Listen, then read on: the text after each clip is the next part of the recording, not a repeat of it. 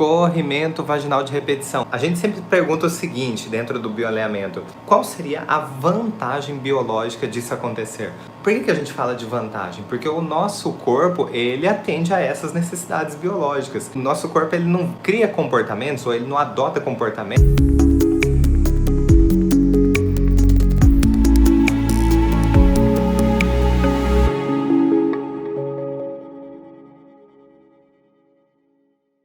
para, de alguma forma, nos limitar.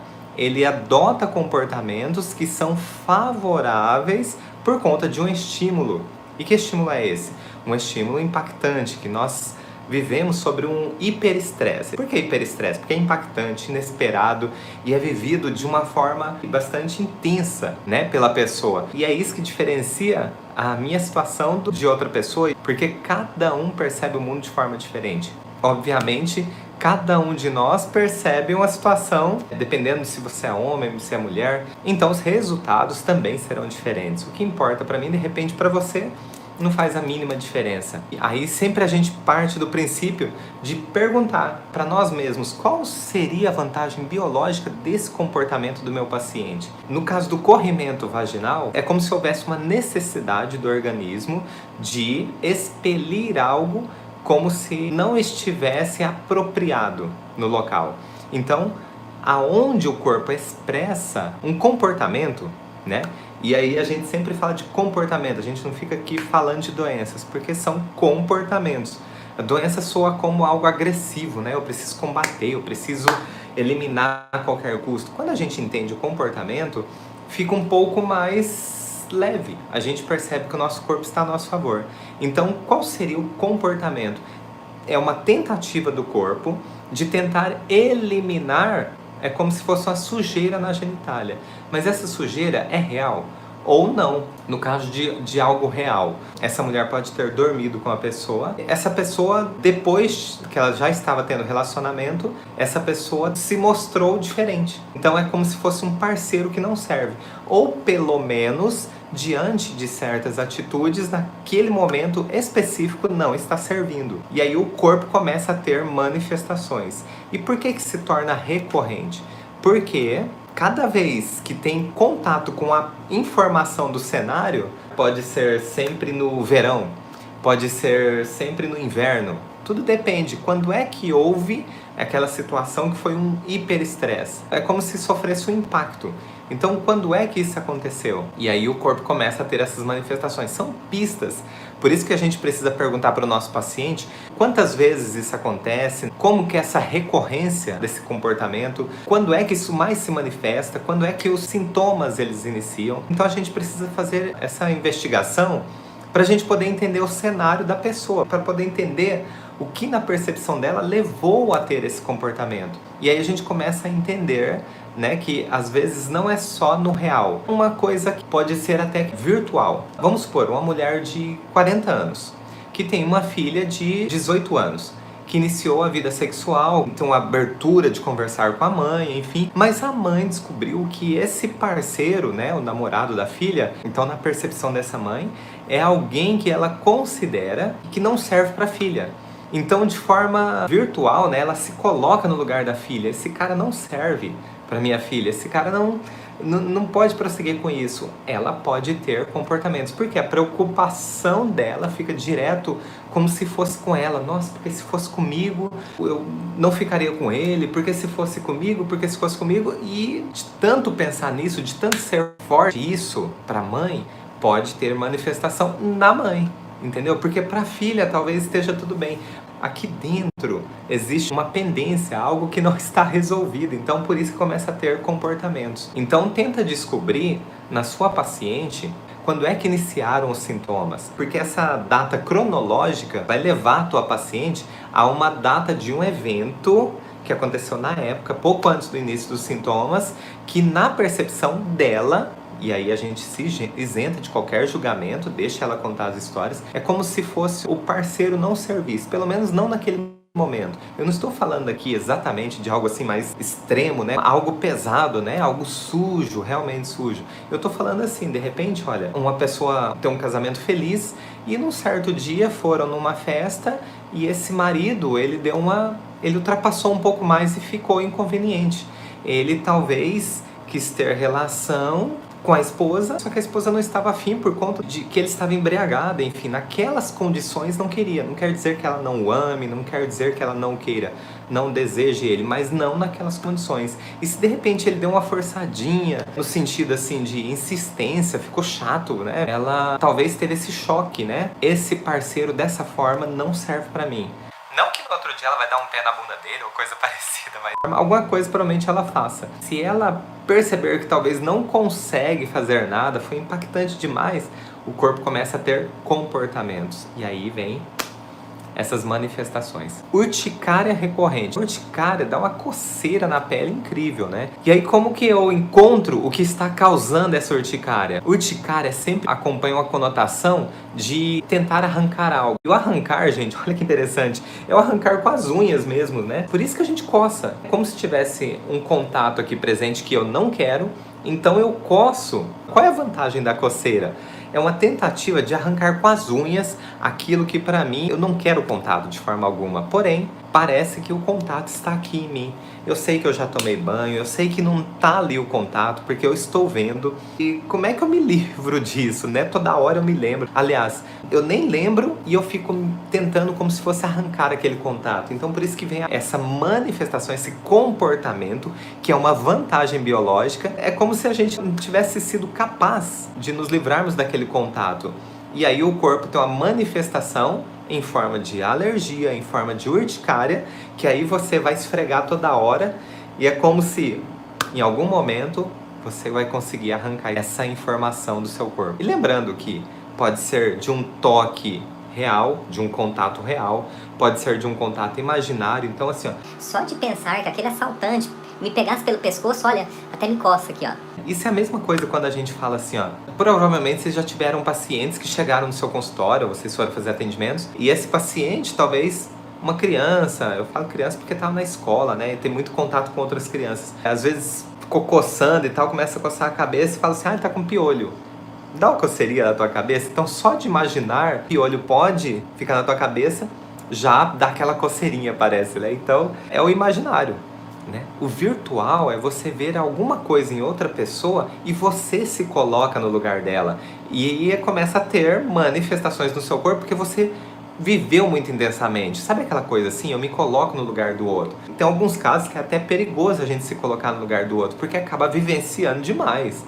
Tem gente que literalmente se coloca no lugar do outro e aí é virtual. Então, em resumo, sendo real ou imaginário, se aqui dentro teu cérebro percebeu como acontecendo, tornou-se real para ele. Por que é que acontece a urticária? Por conta dessa situação de querer arrancar um contato indesejado, mesmo que não esteja, eu tô vendo que não tá aqui, mas aqui no meu cérebro está registrado. Então, antes, qualquer resquício de informação no ar, se no dia que você teve aquele contato indesejado estava frio, pode ser que toda vez que fique frio você tenha urticária. E você estava de repente usando uma blusa de lã, né? Então toda vez que você usa uma blusa de lã, o teu corpo lembra da situação, aciona esse comportamento que é, antes de mais nada, tentar arrancar aquele contato indesejado. E a esclerose lateral amiotrófica ocorre uma degeneração na inervação, né? Partindo da medula,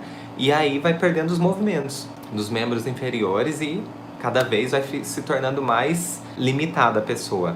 Mas o que é que causa a esclerose lateral amiotrófica, segundo os estudos que embasam o bioalinhamento? Seria um grande deslocamento lateral. O deslocamento lateral que eu digo é, por exemplo, olha, igual aconteceu com uma paciente nossa de Curitiba. Ela trabalhava no setor e aí teve que mudar de cidade do dia para a noite. Foi, entre aspas, convidada a mudar de cidade. Ou ela mudava, ia para uma cidade bem distante e era para o mesmo setor, enfim, estava implantando a empresa lá, ou simplesmente um abraço. Aí é que foi a situação que ela viveu com hiperestresse. Aí que foi uma situação que para ela, na percepção dela, foi vivida de forma dramática. E por isso, olha, deslocamento lateral. Não é que ela perdeu o emprego. Na visão dela, na percepção dela, esse deslocamento lateral, teria que ser rápido, ela não podia pensar, mal pensar e tinha que se deslocar ou não. Esse drama que ela viveu de forma muito forte, eu desloco ou não? Esse drama que ela viveu de forma muito forte é que mexeu com ela. E se outra pessoa do mesmo setor recebesse a mesma proposta, é certeza então que ela teria a esclerose também manifestada? Não, porque depende da percepção de cada um.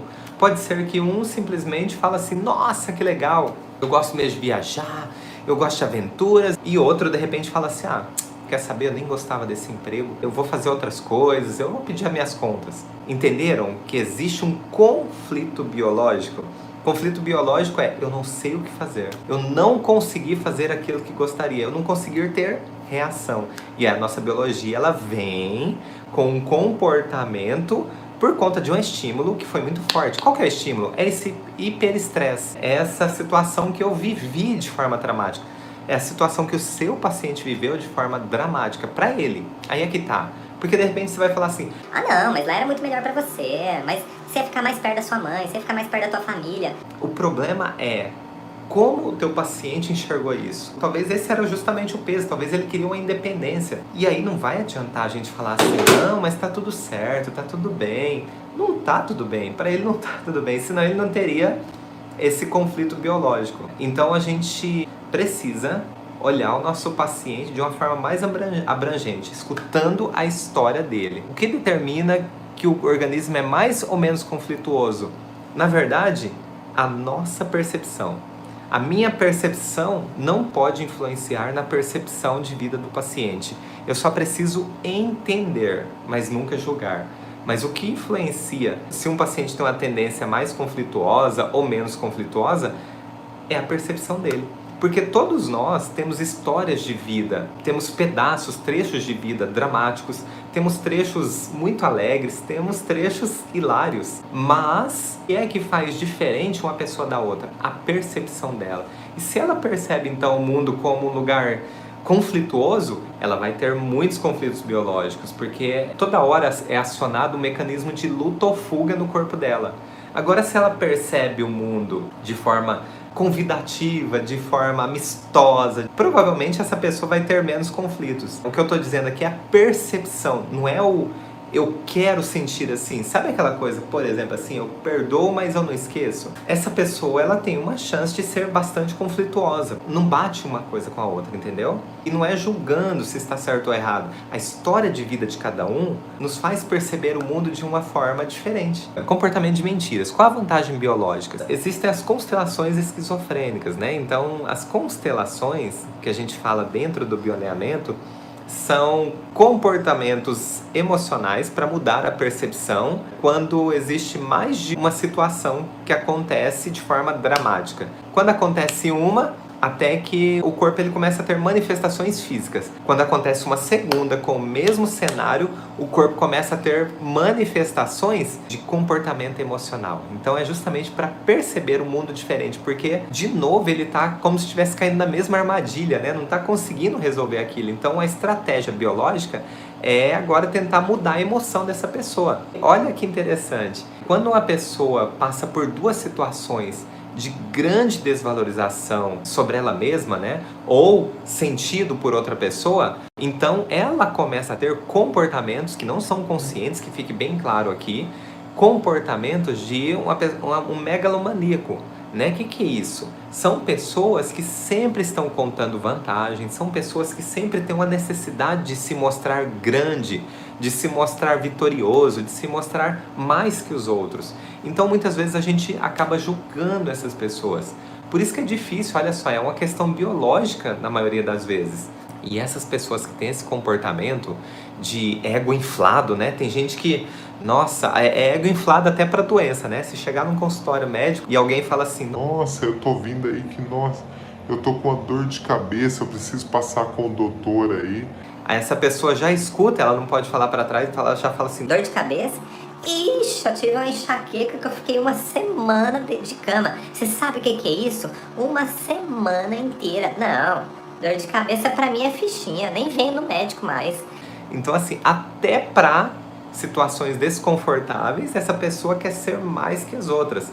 Então é aquela que fala de boca cheia. Mas por quê? Essa pessoa já tomou tanta pancada na vida que ela tem uma necessidade inconsciente, que fique bem claro, por isso que não dá pra gente julgar. Às vezes fala assim, nossa, mas fulano é metido, fulano tudo, não sei o quê, e de repente é biológico isso, e dá pra ser tratado. No caso de mesoderma novo, né, que a pessoa sofreu muitos impactos, sofreu muita desvalorização, a vantagem é que se ela se adiantar, mostrando no que ela é forte, mostrando naquilo que ela é grande, naquilo que ela tem bastante, dificilmente a outra pessoa vai desvalorizá-la, ou ela ficará com um sentimento de desvalorização. Então é um reforço de comportamento, é uma tentativa da biologia de trazer uma nova percepção para essa pessoa, porque se ela se sentisse cada vez mais desvalorizada, poderia ser que isso comprometesse a sobrevivência dela. Tá? E quando eu falo comprometer a sobrevivência, é justamente a caminho de uma depressão, é a caminho de algo que às vezes fica sem volta, tá? Que chega no momento que ela não tem controle. Então a biologia tenta resgatar essa pessoa o quanto antes. As mentiras, né? Uma pessoa sempre mentir, aí entra no tecido ectoderma, né? É justamente não consegue ter contato com a realidade, com o mundo, né, que ela vive, que não consegue suportar, é doloroso demais o mundo que ela vive, então ela precisa de um mundo de mentiras. Por isso que às vezes é safadeza mesmo, vamos falar aqui o português claro, mas tem muitos casos que a pessoa acredita que é daquele jeito mesmo. Então mente sobre dinheiro, mente sobre status e mente acreditando que é verdade. Essas pessoas, elas falam uma vez e elas acreditam que aquilo é verdade. Na segunda vez que ela vai contar, na cabeça dela é uma verdade. Então nem sempre algo que a pessoa se programou, muitas vezes é algo mesmo, um distúrbio de percepção. E no caso da fibromialgia, que é sentimento de desvalorização enorme, a pessoa não tem essa defesa de mentir e joga sempre para o corpo sentir, como se fosse uma autopunição, como resolver. Na verdade, não é como se fosse uma autopunição. A fibromialgia, ela vem de um grande sentimento de desvalorização ou impotência, e aí ela vai se espalhando pelo corpo à medida que o tempo vai passando e essa pessoa não consegue finalizar o processo, ou à medida que cada vez mais ela vai se sentindo mais desvalorizada ou mais impotente diante de alguma coisa. Por exemplo, já tive uma paciente que ela se sentiu impotente porque ela não conseguia cuidar do pai da forma que ela gostaria. Então vejam só que assim, olha, é a percepção da pessoa e não vai adiantar você falar assim, não, mas olha, você fez tudo que podia, você é uma boa filha, você foi uma boa filha, você fez tudo que podia. Não, isso são palavras de conforto, nem sempre são sustentáveis, porque aqui dentro do corpo dela, aqui no cérebro tem um registro dela, porque é a percepção dela, tem um registro dizendo assim, que ela não foi capaz de dar tudo que ela podia para o pai, né? De dar tudo assim, talvez um conforto, talvez uma atenção e talvez não disse um eu te amo se despedindo dele. Essa minha paciente foi mais ou menos dessa forma. Então ela não foi capaz, ela não conseguiu, ela queria, eu te perdoo e eu te amo. E ela não disse. Quando foi no dia seguinte, o pai dela não tinha resistido. E aí ela ficou com essa sensação de que ficou uma pendência. Então olha só, mas tudo isso é na percepção dela, porque ela já tinha tido outras conversas com ele, e eles não eram de ficar falando eu te amo, eu te perdoo, isso tudo, mas as conversas já mostravam, o teor da conversa, né, que ela foi me contando tudo, já mostrava que estava tudo bem entre eles, já tinha esse contato, mas na percepção dela é como se ficou essa pendência. É mais ou menos assim, montei uma árvore de Natal, só faltou aquela estrela lá em cima, mas a árvore estava ali com todos os enfeites, já estava acontecendo, mas faltou aquela estrela lá em cima. Então esse faltar uma coisinha é que na percepção dela ficou a pendência. Então olha só, ela começou com uma dor na cervical. E por isso que a gente pergunta para o paciente por onde começou. Porque se ele tem dores generalizadas, ou sempre em algum lugar do corpo dói mais, ou por onde é que começou. E aí ela me contou que ela tinha isso há 3 anos e começou pela região cervical. Então é uma sensação de submissão, né? Eu não fui capaz, e aí ele se foi, o que eu faço? Eu estou submisso à situação. Então começou pela cervical, essa dor foi descendo, depois tinha nos ombros. Ela descrevia assim, que essa dor andava. Mas no caso da fibromialgia, o que acontece são pontos que a pessoa está sentindo, né? Então a gente precisa perguntar para ela onde mais acomete, onde mais se manifesta. Então são pontos que mostram pra gente a expressão do conflito biológico particular dela, a expressão do que ela está sentindo. Então olha que interessante, começou pela cervical, então é claro que é um sentimento de submissão. Então quando ela veio para fazer o tratamento por conta da fibromialgia, minha primeira pergunta, quando começou? Ela falou, há 3 anos. E por que eu pergunto isso? Para eu começar a jogar ela dentro daquele cenário antes do início dos sintomas. E aí eu perguntei, o que aconteceu pouco antes do início dos sintomas da fibromialgia? Aí ela contou a história do pai dela. E aí eu perguntei, por onde começou? Ela falou, começou aqui nessa região do pescoço. E eu falo, conta mais, conta mais. Aí depois foi descendo e ela me contou tudo. Depois os braços, aí depois quadril, também nas pernas. E aí de tempos em tempos tem um local que se manifesta mais. Por que que isso, como se essa dor andasse como ela me descreveu, né? Por que que acontece isso? Para se ter as crises de fibromialgia, né? Então tem tempos que melhora. Tem tempos que aquilo fica agudo, fica sofrendo mesmo, fica limitante, doloroso. E a pessoa fica refém dessa dor, dessas limitações. E aí o que que acontece? Quando a pessoa tem um contato com algo que estava naquele cenário, se naquela época estava frio, era inverno, provavelmente toda vez que ela estiver num ambiente frio, aciona esse mecanismo. E não é consciente, gente. Faz parte do cenário. Vocês já não passaram assim, olha, em frente de repente a uma doceria, alguma coisa, um lugar que faz bolo, aí você sente um cheiro de bolo e fala assim, nossa, isso aqui é o cheiro do bolo que minha mãe faz, né? Então te joga lá. Então é a mesma coisa, um cheiro, o gosto de alguma coisa, uma temperatura específica que te joga lá, faz parte do cenário, aí começa a ter manifestações no corpo. E por que que vem uma manifestação de dor? Então o corpo, o que que ele faz? Quando se sente impotente, para você parar de lutar com aquilo, né? Porque cada vez que você tenta resolver e não consegue, você se sente mais impotente. Então o que que o corpo faz para você parar de lutar? Ele diminui a função daquele órgão ou tecido, no caso aqui músculos, tendões, ligamentos, e aí causa dor. E quando ele faz isso, como se fosse de forma real, você para de ir para a luta. Porque diminuiu a função daquele órgão ou tecido, né? No caso músculos, tendões, ligamentos, diminuiu a função, então você para de lutar. Então, se você não luta, você não sofre. Você não se sente mais incapaz, você não se sente mais impotente. Entendeu? É uma reação biológica que limita? Sim. É dolorosa? Muito. Mas graças a isso, você ganha tempo de sobrevivência porque não está mais lutando. Porque se estivesse lutando, se estivesse tentando, o teu paciente estaria numa situação muito pior do que a queixa dele, que é de dor. E aí como que a gente faz para corrigir isso? A gente precisa trazer ele para o agora, o nosso paciente para o agora, para o tempo presente, e fazê-lo enxergar. Ele tem que narrar para nós o que é que hoje, no tempo presente, ele consegue, ele é capaz de trazer para a vida dele, onde ele se sente valorizado. O que é que ele conquistou, o que é que ele foi capaz de conquistar e não precisou de ser de forma impactante, inesperada, mas que ele trouxe e ele se sente valorizado, ele se sente capaz por causa disso. E por que dá certo isso? O que isso tem a ver com a fibromialgia? Tudo. Sabe por quê?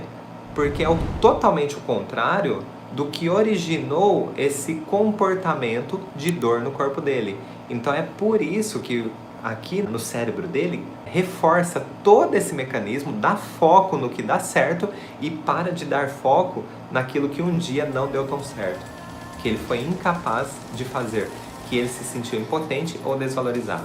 Se você gostou desse vídeo, deixe seu like, inscreva-se no nosso canal e não se esqueça de ativar o sininho.